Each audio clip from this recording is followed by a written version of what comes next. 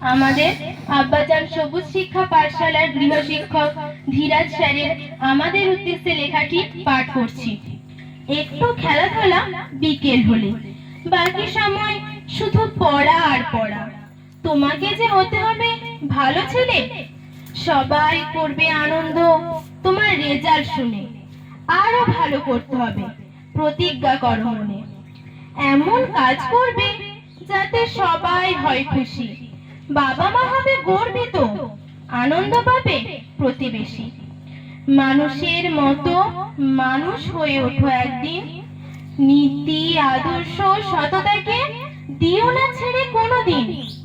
যতদিন শরীরে থাকবে প্রাণ, দেখবে স্বপ্ন, করবে সবুজে সবুজ নিজ জন্মস্থান।